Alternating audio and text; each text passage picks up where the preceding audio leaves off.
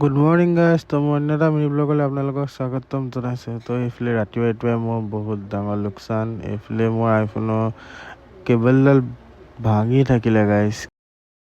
অকণমান মোৰ মনটো ভাল লাগি গ'লে আমাৰ জুবিন দা চলিলে। তো জুবিন দা ফটোখন অলৰেডি হৈ গৈছে বনাই মেলি। এইফালে মই গাইজ আপোনালোকৰ ভাগ্য, এইফালে আমাৰ জুবিন দা। তো অকণমান দেৰি বুবুন দা চেলুনত অকণমান বহি মেলি অকণমান আড্ডা মৰা হ'ল। তো এইফালে তিনিখন আছে। তো আপোনালোকে আহিব হেয়াৰ কাট কৰিবলৈ আমাৰ BR চেলুনত গাইজ, আহি যাব জল্দি। আজি এতিয়া অপেনিং হ'ব। তো আপোনালোকক দেখাই আছোঁ বলক কি হয় আজি বুবুন দা চেলুনত। তো এইফালে পূৰা এণ্ট্ৰেঞ্চ পূৰা ডেক'ৰেশ্যন কৰা হ'ল। তো ফিটা চিটা কটাৰ পিছত এইফালে ষ্টাৰ্ট হৈ গ'ল, হেয়াৰ কাটিং ষ্টাৰ্ট হৈ গ'ল এতিয়া।